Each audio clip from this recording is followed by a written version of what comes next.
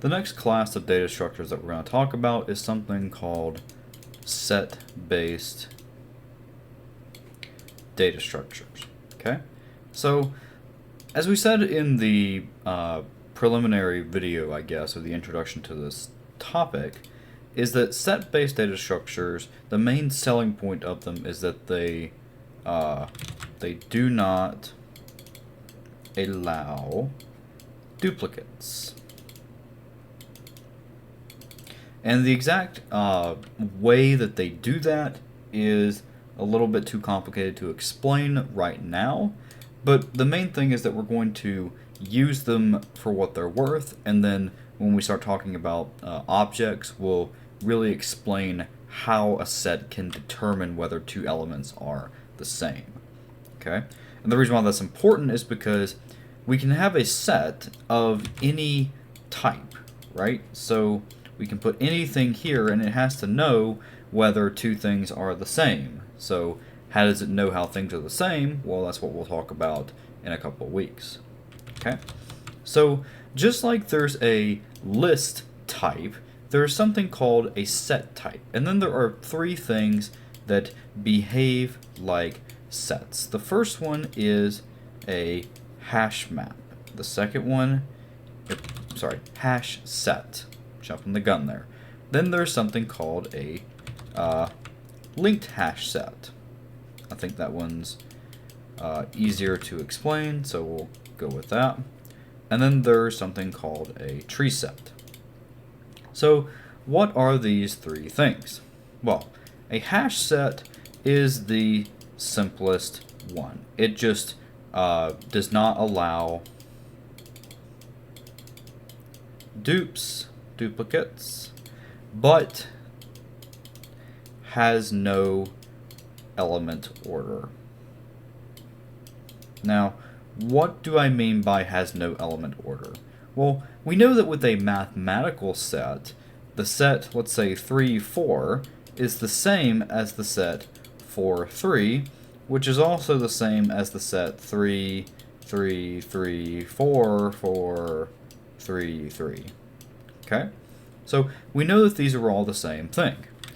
But with a hash, well, and not but noteworthy, the order of these values does not matter.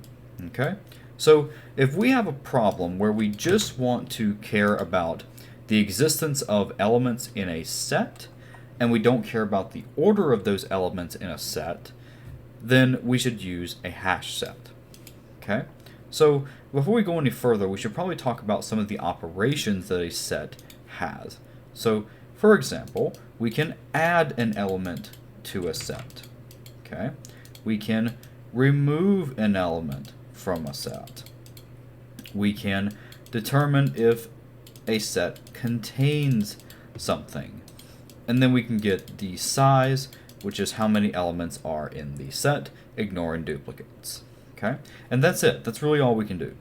So you may be wondering, well, how do we like get the ith element of a set? And that's a bad question to ask, because you can't get the ith element of a set, because there is no ith element, right? There's no such thing as an index in a set.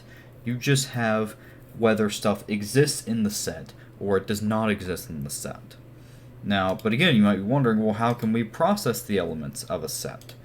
Well, we can first create a set. So let's create a set of integers. Call it S equals new hash set. And again, we always use the general type on the left, and we use the specific thing on the right. And this is finally where we're going to see what the difference is between putting different kinds of sets on the right-hand side here, or the different. We're going to see why it makes a difference if we use, let's say, a hash set versus a tree set or a linked hash set. Okay, so let's say that we do s.add and then a bunch of stuff. Okay, like let's say we do s.add 42, add 81, 9, 12, 108, and whatever. Okay, so when we're traversing over, like when we want to process the elements of a set, we can't do something like for int I equals 0. We can't do that because you can't do s.getI. Okay? We can't do any of that. So the question is, what do we do instead? Well, we can use the enhanced for loop. So we can say for every integer x in the set S, do something with x. Okay? And now the question is, what is the order of this set? Well, we don't know. We can't predict that. Or, well, I guess you reasonably could predict it because of the way hash sets work. But when you're using a hash set, you don't care about what the order is. So if we were just printing out, so like system.out.println, the value of x, there's no way to know what the order is, and we don't care about what the order is. That's the great thing about a hash set. We just know that there can't be any duplicates. And if we were to do something like add 9 again, then it just wouldn't add the 9. Okay? So we could do something like dot contains of 42, and that would return true. And we could do dot contains of 8, and of course that would return false. Okay?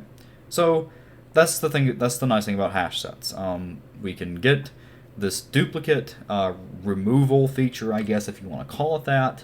And again, the reason why we like hash sets is because, or the reason why we use hash sets is because of their duplication removal feature, and we use them in the context of if we don't care about the ordering of elements.